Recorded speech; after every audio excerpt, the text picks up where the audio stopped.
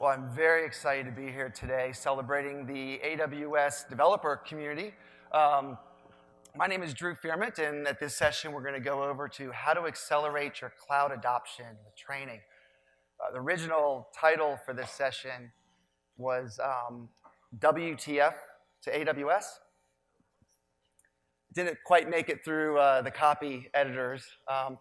But understandably, when I really thought about it after I got some judgmental looks from my wife about the title, not everybody understands the acronym WTF, right? It's an international audience, and that's what they explained to me. And that's really, really important as part of a community. You don't want to be exclusive in terms of how many acronyms you're using, right? You want to be an inclusive community. You want to grow that community.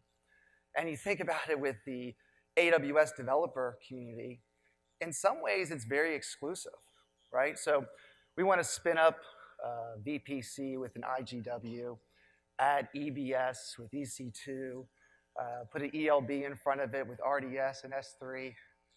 WTF is right. So I actually added some emojis here, which are a little bit more of the international language to hopefully help emphasize some points.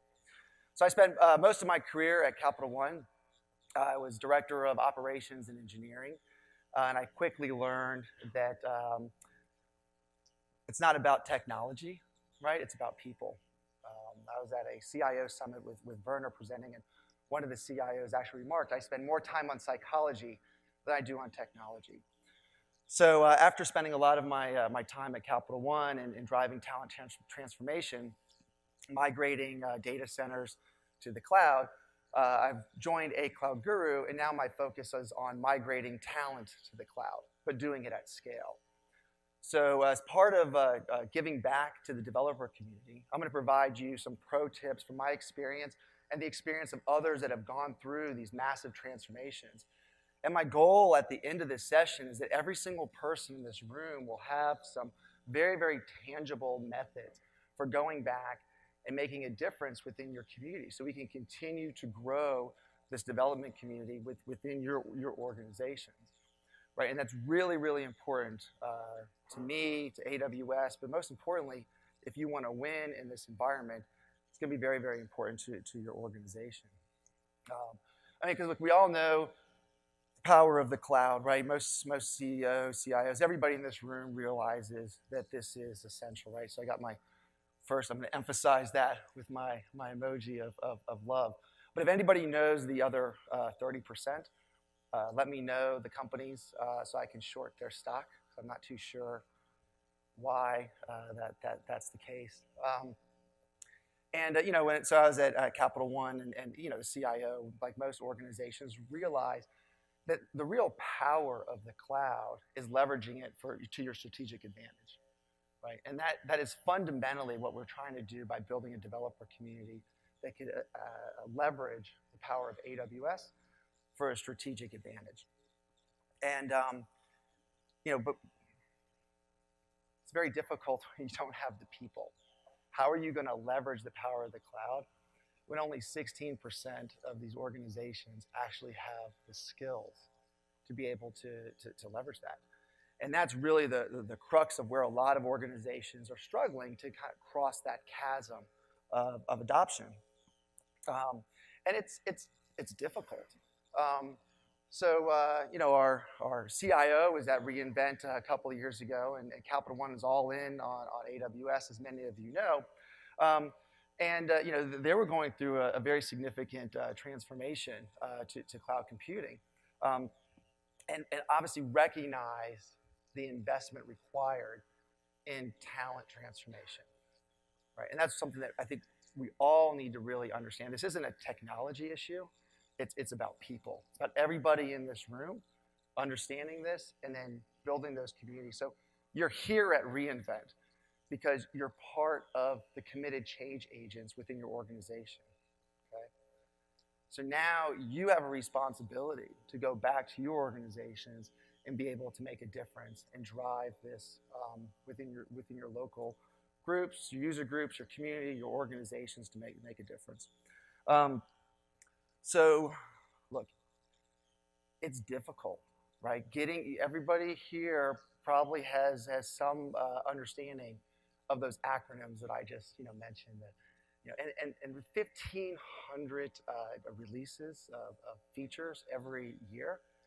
It's just you're inundated with this new language all the time, and it takes effort. It's an investment, and that's really, really critical for these organizations to understand that. Okay, so is it worth it? There's a good study from IDC that talks about, when you really have a comprehensive training program, what's the power of it, right? And this last one, there's a lot of FUD, fear, uncertainty, and doubt within organizations about adoption. There's a lot of frozen middle. There's a lot of folks that are very nervous about not being included in this new paradigm. So how do you overcome that? Again, it's about the people. I thought this was an appropriate way to start off here. This quote is from a while back from Mark Andreessen's really famous article that he wrote, which right now, if he was to write this, it would be, AWS is eating the world, right? And in order to participate, there's no way through it in education, right? So how are we going to go ahead and do this? And more importantly, what can you do? So I'm going to go through a few different, there's really kind of three things, okay? One, you really want to engage your community, and you want to engage them at scale. So understanding the power of many. We're going to go through some very, very specific examples for you to understand and for you to be able to take back with you. Then the second one is power of one, making it very individual, but also making it one community, one heartbeat, right? How do you go ahead and get that collective organism to work together as a community? And that's a very, very powerful approach to scaling education. And the power of we, right? So how do we as a community evolve that? How do you build a growth mindset within your organization? All right. So number one, the power of many. Cloud is a culture. AWS is the language. Okay? If you're going to have a culture and you're going to build a community, fundamentally, the language needs to be understood by everybody. Everybody. Product managers, scrum masters, your business leaders, everybody needs to understand when I talk about I'm going to build a VPC with an IGW, with EC2s and EBS, fronted by an ELB with S3 RDS, right? Because if you're making decisions around whether we should put Oracle on EC2, don't do it, or use RDS, right? That's a fundamental acronyms that you should be able to quickly move through those conversations. When a Scrum Master sees an impediment on the board, they should understand EC2, compute, RDS, database, right? Those are just basic fundamentals, a shared responsibility model. So your goal is really to create this culture, okay? You have to think about, this is not a technology problem, okay? It's creating this culture. And the first pro tip comes from my buddy, Werner. And this isn't just important internally, okay? So yeah, you're going to build this massive community, people that understand this language and this culture, right? But think about it in terms of if you really value German in your organization, okay, as a language, and you only have a few people that understand German, and you're relying on them all the time, and they're kind of sitting over in the cafeteria, those weird folks kind of doing weird things over there, but they're getting really highly paid. That's only going to get you so far. And for German speakers, they're going to kind of look at your company, and people want to work where they're understood. They want to be with their peeps, right? So when you have everybody speaking German and it's the language of your organization, not only are you going to have people that want to stay around with their people, People want to stay where they're understood. But you're also going to attract Germans. In this case, people that speak AWS, right? All of a sudden, when they come up to your company, they're going to see basically it's Oktoberfest, right? You got beer and schnitzel or whatever else, right? They're going to want to apply there, and it's going to become very, very easy or a lot easier to attract talent because AWS is spoken here. So really kind of think about that in terms of not only attracting talent, retaining talent, but also sustaining talent. So we talk about language. Fundamental part of this is the certification. I learned this. There's so many benefits from being certified. First of all, it just establishes common knowledge base, common vernacular. It provides some credibility. You get some bling. Most importantly, you go to the certification lounge, which is great at reInvent. And there's also a what's in it for me. It's one of the highest paid certifications in the industry and one of the most valued. So when you have somebody in an organization that's responsible for 200 people managing storage arrays, okay? Those 200 people underneath them are going to be incentivized to pull those cables and put in those storage arrays, right? How do you get to them when they're being, their feedback is based on how good you're doing storage? Well, if you can kind of break through that incentive process by getting those groups to go ahead and drive through a certification and start really breaking down that language barrier and getting them engaged, that bubbles up pretty quickly. And pretty soon, it's pretty obvious the emperor's not wearing any clothes within that organization, and there's this much more of a comfort level of engaging in those conversations. So fundamentally, we'll talk about the certifications. It's a very, very easy and simple investment to be able to do within your organization. So what does it mean to be certified? What does it mean when you're certified? To me, you're an AWS expert. So my friend Simon Worley has this great graph here. It really talks about being an expert on a couple of different dimensions, right? And what you're really trying to move through here is being a hazard to your organization. There are so many individuals within organizations that think they know more than they actually know, and they're making decisions on behalf of your customers and your organization when they're really spelling AWS WTF, right? And you have to be able to get through this. And you're really an expert, right? When you realize how much you don't know. That's when you're an AWS expert. There is no way with the volume of changes that AWS is providing, even the top AWS expert recognizes the gap between how much they know and how much they need to know. But knowing that gap is fundamental to have an organization that's going to be making the right decisions for themselves and for their customers. And that AWS certification provides that baseline. It provides the context that when you're sitting in the keynotes this week, you can start hanging the new changes and the new releases within a common framework that everybody can relate to. It's a very, very powerful metaphor just to bring back with you there and understanding that that's really what you're driving to. I don't care if you have 9 certifications, right? You're gapped, and that's okay because you're now an expert because you know how much you don't know. All right, so we all recognize that we want to go ahead and drive to certifications. We want to go ahead and establish a common language.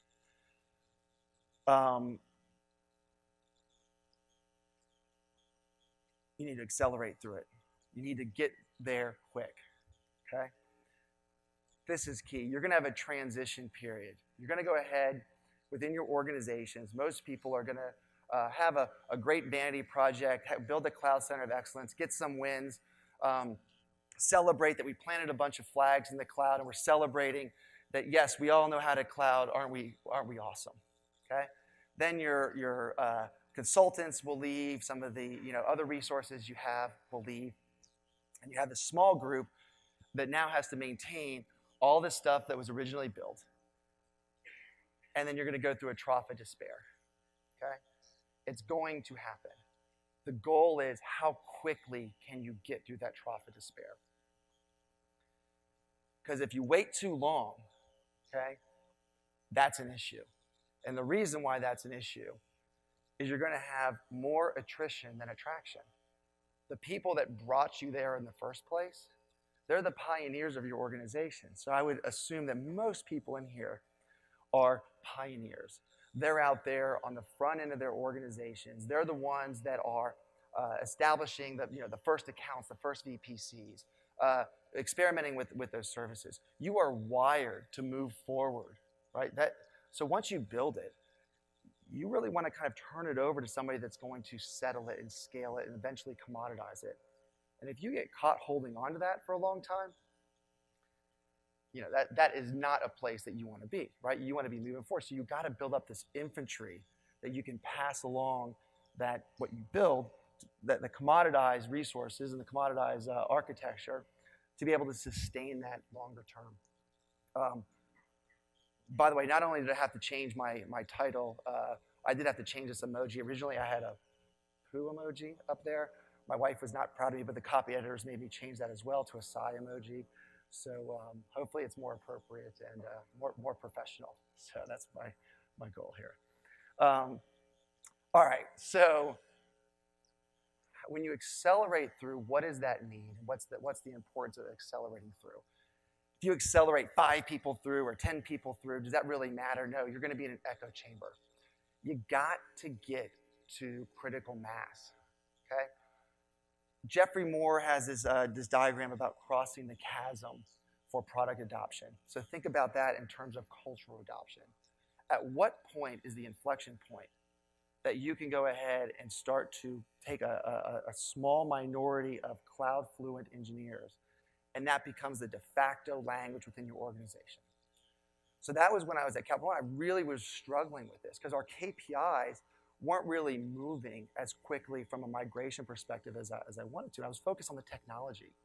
And I realized it's not a technology issue, it's a people issue. So I went and found a great study that they solved this. They actually modeled this. So what they found was that if you can get a certain percentage of committed change agents to firmly believe in this cultural language or these beliefs, that once you hit this certain point, that'll become rapidly adopted by the majority. It spreads like wildfire. Okay, and they modeled this over and over and over again, right? So, and that percentage is 10%. Okay, if you can get 10% of your organization to be committed change agents, all of a sudden you're going to go from, oh my God, you're certified? That is amazing. That's to, oh my God, you're not certified? Why don't you just sit in the corner while we run this architecture review, right? Like everybody here is certified. It's like the de facto language, right? You've got to get to that point. So that target becomes a really easy thing to be able to measure within your organization. And a committed change agent, by the way, is not somebody that just goes out and gets certified and then goes back to their cube and just hangs out. No, a committed change agent is somebody that is advocating on behalf of your organization. Not only are they certified, they understand how to apply those services within your organization, right? The bastardizations of AWS so you can be compliant from a regulatory perspective or whatever happens to be within your organization.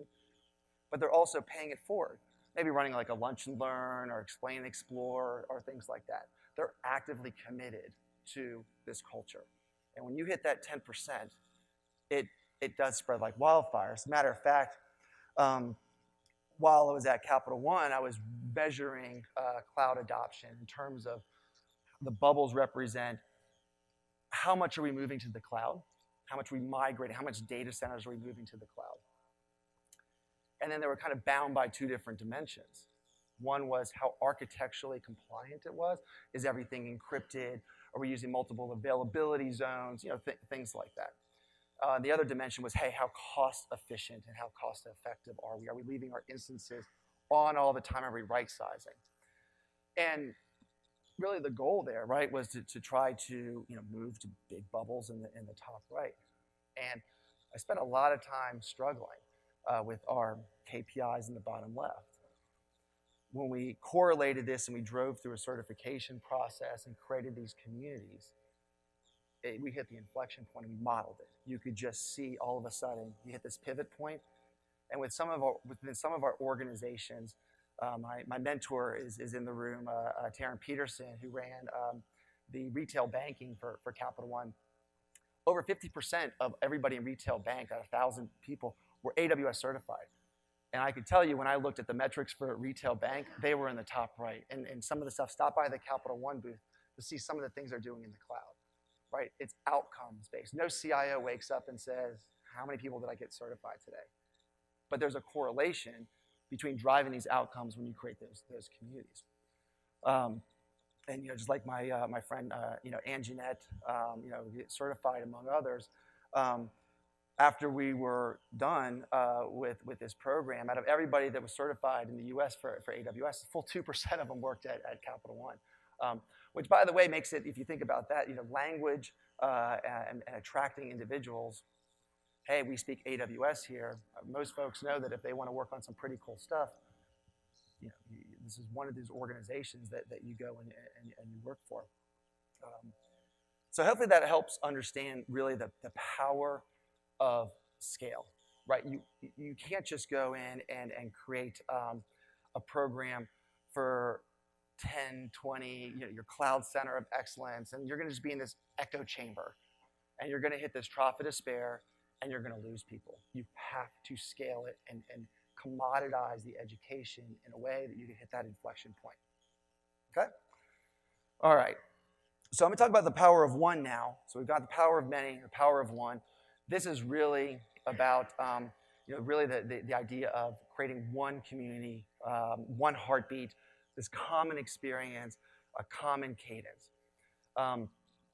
I spent a lot of time in my career focused on lean and agile methodology, so you're going to see a lot of this in this section here. And most organizations these days, hopefully, are taking advantage of some of these agile methodologies, right? So you want to time box your sprints, right, and be very, very focused on a weekly basis in delivering outcomes. So you just apply that from a culture perspective to your individuals.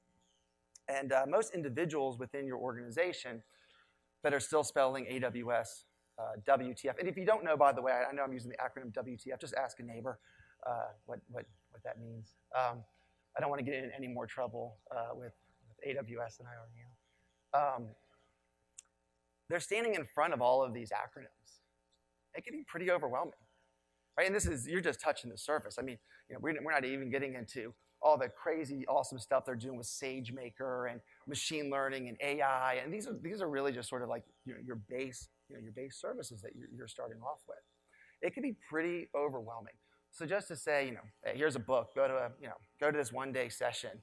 You're going to end up with hazards, right? People that think they know more than they do, and you're going to have some decisions that are made that are not going to be very, very well grounded. So when you drive towards a certification, a couple of things you want to be able to do here. The first thing is break it up into sprints, okay? Very first thing, just break it up into sprints. And every week, you want to do 3 things on your board. Create a spike story, watch something, quick lesson, read a white paper, and actually do something, or do a little lab. And if you create those little spike stories, and at the end of the week, you're having your retro. What did we learn? Are there any impediments? So really basic, this isn't a doing and improving are one and the same, okay? This isn't an off the side of the desk experiment. You have to invest in your talent and your people as much as you're investing in your DevOps pipeline, okay? So you want to watch, read, and do every week, and then at the end of the week, you can do these explain and explores, a retro. Great opportunity to start connecting the community. What you can do here is a couple of things. So at the end of the week, if you all come together, right, you can expand out to do some self-directed learning during the week, but everybody's coming back together. And we're all in the same room, and I'm kind of checking in with everybody. Well, you've established some accountability, right? I don't want to show up and not have done my work, because you're going to call me out on it, and I'm going to call you out on it. But it's a positive peer pressure.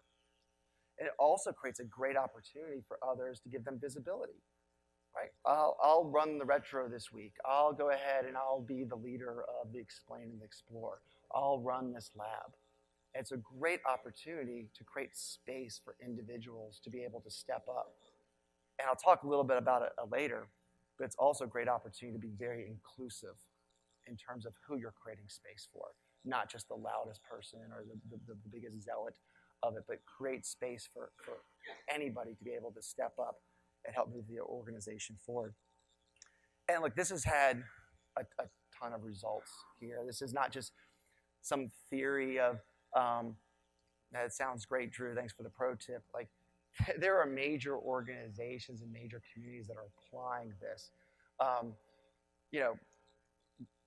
Does that sound familiar up there, right? Get a 12-week program, you time box it, you go ahead and create boot camps, you create opportunities on a weekly basis. Verizon had these things called dojos. They incorporated with their agile methodology.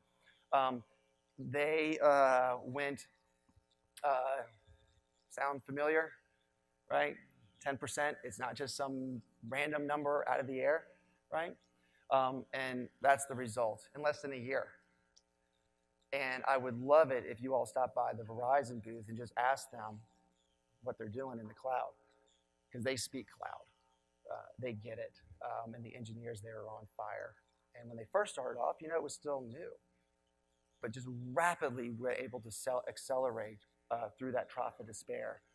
And now it's just they have inertia in this space. So that's really a very, very critical thing. If you take away one thing, you got to accelerate through this trough of despair using like this type of accelerator boot camp type of process, right? Set those targets and set those goals, and get to critical mass and get that inertia going. You'll have tremendous outcome. The other thing that you will learn from that is there's this common experience. So if we're all going through this together, everybody in this room was part of a 12-week program.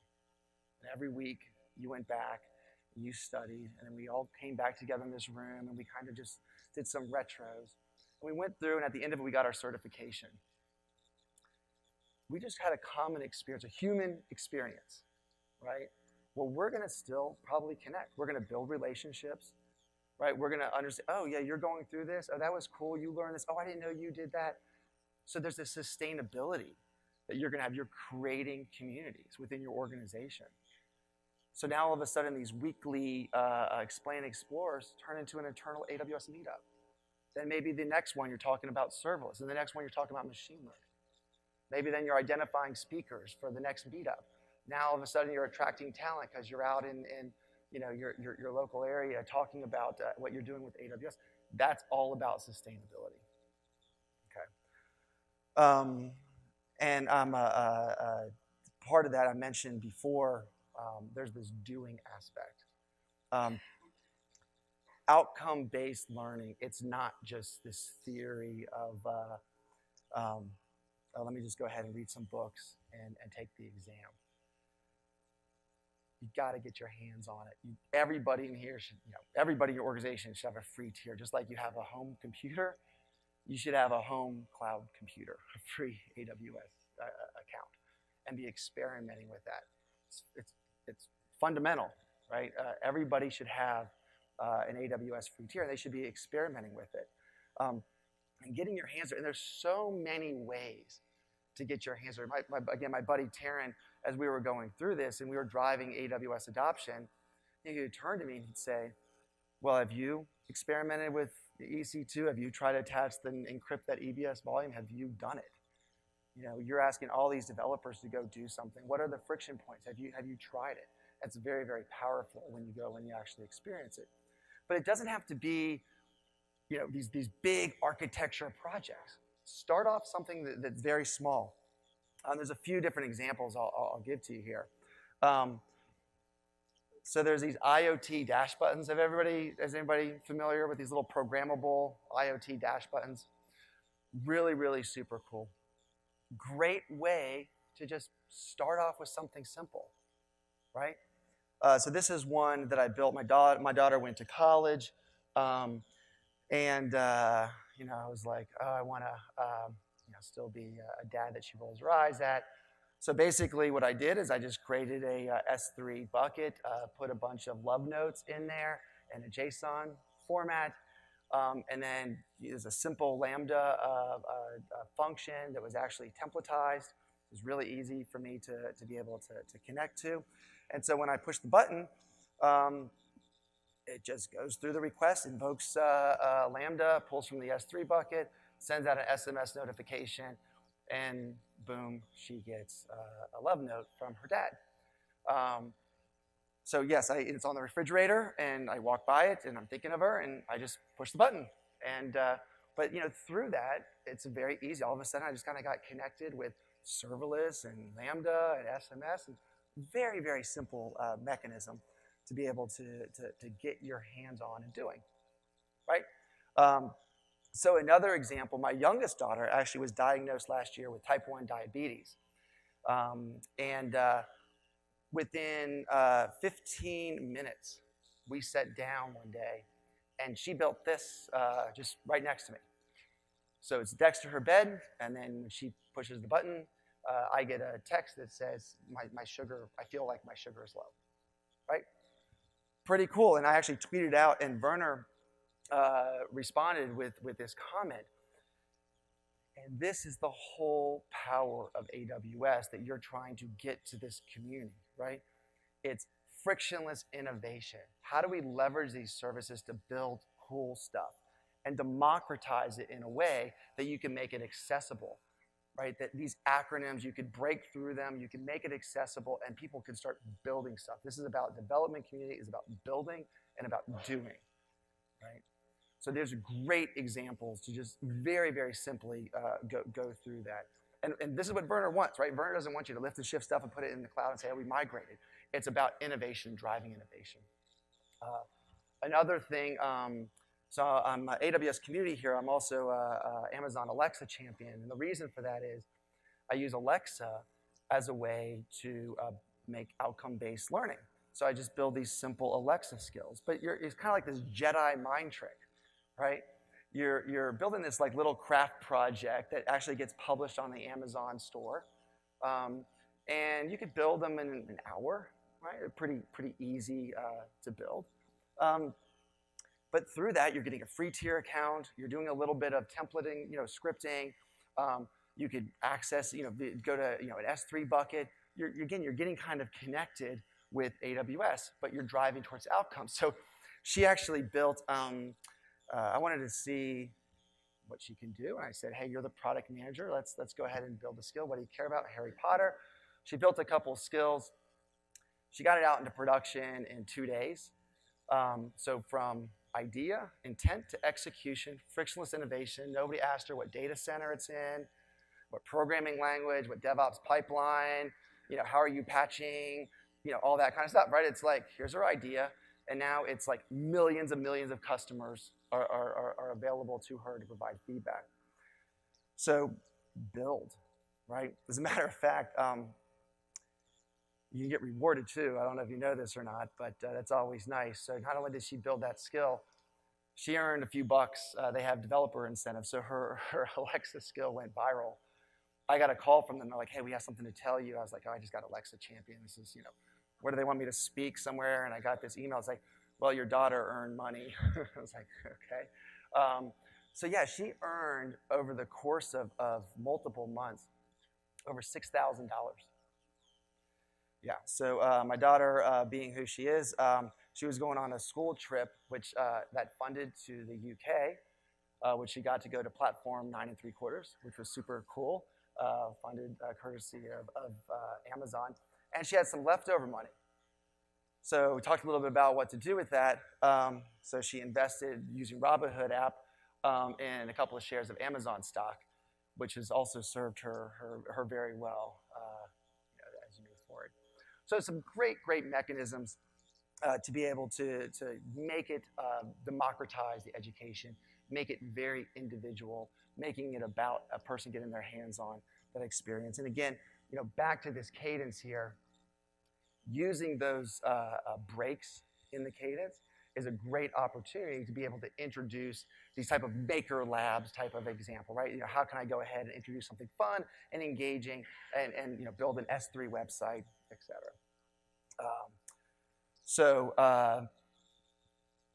Now we're going to go on to the power of we, right? This is all about evolution, evolving your community from a sustainability perspective.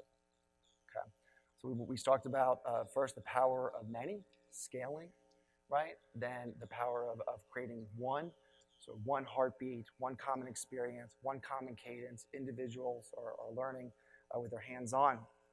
Now it's about the power of we, from evolving this community as a collective unit.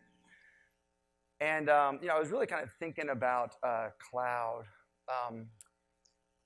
It's certainly not a spectator sport, right?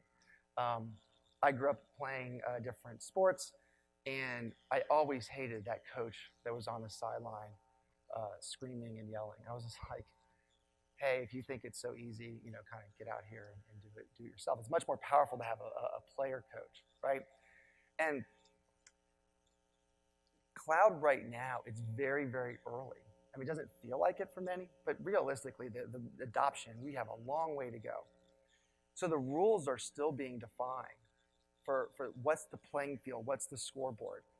So you could be a passive observer in this, or you can actually get involved and define what that community and what that culture is going to be at your organization.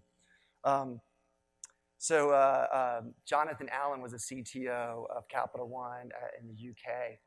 And he tells the story, he's now actually with AWS as a enterprise strategist.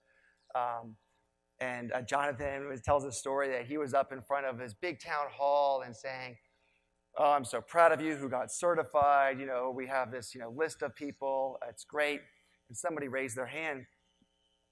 Basically said, oh, really, you think it's important? Why aren't you certified? Right? So kind of called them out there. And Jonathan, to his credit, went and actually got AWS certified and realized the power of not only doing that, but leading. And for me, it was very personal. Come back to my buddy Taryn here. He was my Jedi. He always did Jedi mind tricks on me. And out of the thousands of folks that were certified at Capital One, Taryn Pearson was the very first one to get certified. And he just didn't get certified and be like, hey, I'm certified, look at me. He said, okay, well, I'm leading the way. Hey, Drew, have you gotten your certification yet? Very, very powerful to walk the talk. And here you see him teaching those Jedi ways to his young daughter. It's the ability to not only walk the talk, but then help to pay it forward within your organization. And every single person in this room has that opportunity to not only get certified, but always plus one. Right? It's not about you. If you want to, imagine if you had 100 people around you that were AWS certified, and things are going to be a lot easier for you and a lot more interesting, and you're going to be really having a lot more fun in your organization. So there's a little bit of self-interest there as well. And one of the ways that we did that at these organizations is creating visibility. So we created this thing called a cloud of fame at Capital One. Now a lot of organizations do this. And the idea is that when people get certified, right, make it very public. Right? Have the town halls, but then have the list of people that are certified within your organization. Because it provides a great opportunity, right, to say, I would have people come up to me all the time at work and say, hey, I'm interested in getting certified. I heard you're the person to go talk to. I'm like, there's 10 people over in your corner that are certified. Why are you coming to me, right? So making that visible does two things. One, people like to be visible, and they spend a lot of time. So one, it's like great recognition within your organization. But then I kind of pivoted a little bit, again, taking a page out of Terrence Jedi mind tricks, pivoted from a cloud of fame to a cloud of shame. Right? Oh, you're certified. That's great. How many people have you had certified? How many people have you helped out? Have you run any of these? We have these weekly workshops.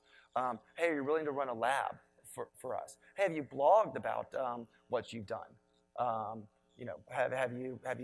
Would you be willing to speak at a meetup, right? Like, great opportunity to go ahead and create that visibility, but use it to your advantage. Don't go to the dark side with it, But another thing that was very, very powerful is gamification. It's amazing how gamification can drive behaviors within an organization. So imagine if I split up this room into these 4 groups, and then I said, well, group over here, looks like you're getting beat by this other group. How do you feel about that? Right? Especially if I have the front row is the leaders of each of these groups. Those leaders are going to feel like, man, I don't like being on the bottom of the chart here. Come on, group, let's go ahead and move this forward. So at some organizations, when you have the CIO accountable for hitting that 10%, and you make this chart very visible within your organization, it becomes a very, very powerful mechanism.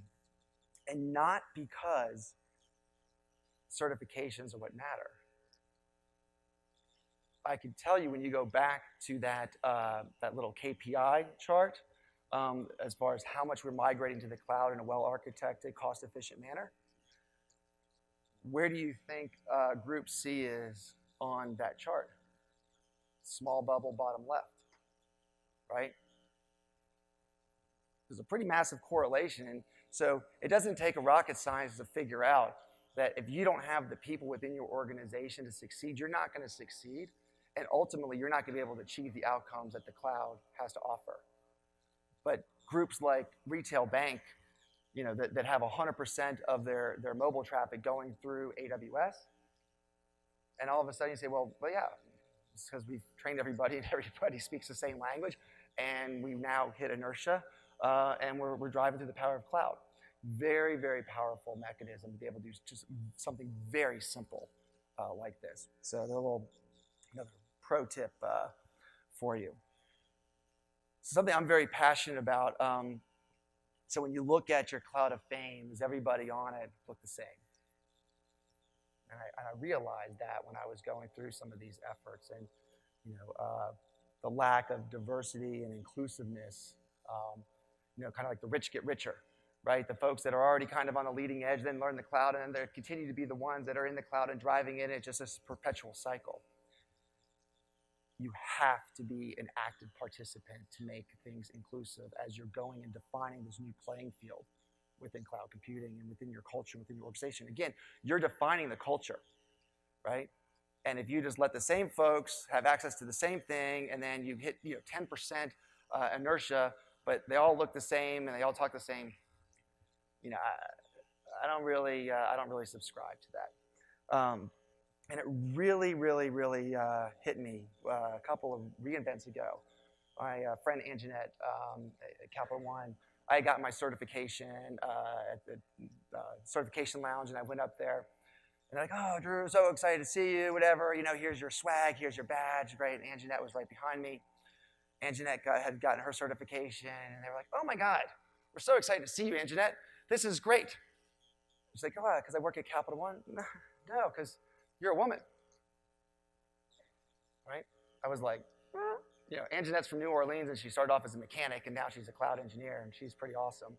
That did not go over very well with Anjanette nor myself, so I said, let's do something about this, right? So you have to be an active participant in being a catalyst for change as you create that we.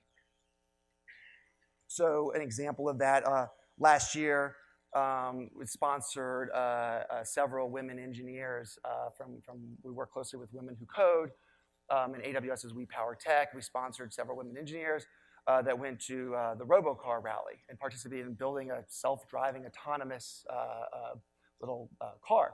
Here you see Devin with it. Walk into the room out of 100 plus engineers. There are only 2 women. Crushed it, second place, right? Not surprising at all, right? More than capable to do it, and they're probably going to have a different perspective and do things differently. They crushed it.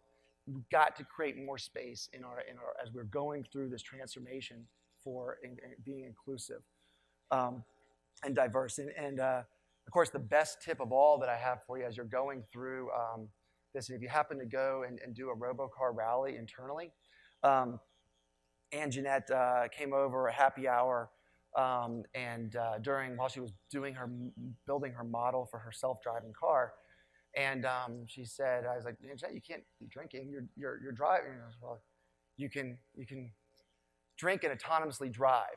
So robocar rallies are the way to go. I think that's a definite pro tip.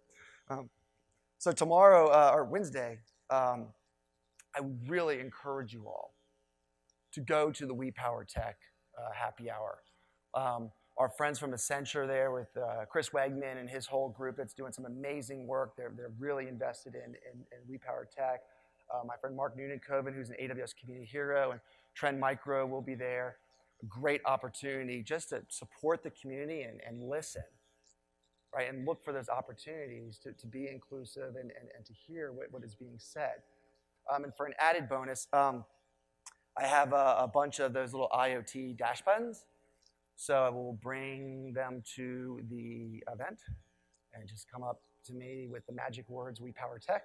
I'd be more than happy to pass that along to anybody just to experiment and have fun. So I'd love to see you there. It would mean a lot to me if you can bring yourself and your friends there. So look, you all have a choice here after going to this presentation, right? Choices.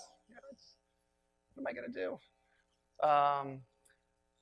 You have a choice. It's up to you, right? I'm not going to force you to go back and do any of this stuff. It's a very, it's your choice. It's an individual choice. I thought that this quote is actually a quote from my love notes to my daughter, right? This is one of the quotes that I found in there. Look, you could just be a passive victim. It's like, oh, God, wish our organization would kind of get it together. Man, I'm doing all this heavy lifting. Or you could do something about it, right? And each one of you has the capability to make a difference within your organization. You don't have to be a SVP or whatever to go ahead and build a cohort to drive through certification and to start to drive to some outcomes. Do a little mini hackathon, build an Alexa skill, blog about it. All of those things are modeling behavior for your organization. Okay. So look, at the end of the day, you got 3 things that you can do as you leave here, right? So engage your community. We talked about the common language, critical mass, committed change agents. You'd be able to go ahead and educate at scale. So understanding learning teams and common cadence. And lastly, knowing how to pay it forward, right? So not just getting certified and going back into your cave, but actively looking to mentor others, leading by example, accountability within your organizations with like a cloud of fame, visibility with gamification and metrics, and make it diverse and inclusive, right? You're going to have a lot better outcomes. So that I would highly recommend taking that approach if you have the opportunity. Big pro tip, right? Keep being awesome. So I'm going to let you all out of here a little bit early so we can make sure we head over to the welcome reception in the expo hall. I'll be over there at the ACloud Guru booth. If you have any questions, if you want to connect, would love to talk with you. I would recommend, again, stopping by Verizon and Capital One and a few other of these organizations that have experienced this just to kind of get a sense. And then the We Power Tech, I'll hand out some IoT dash buttons. Thank you very much. Appreciate it. Have a great re:Invent.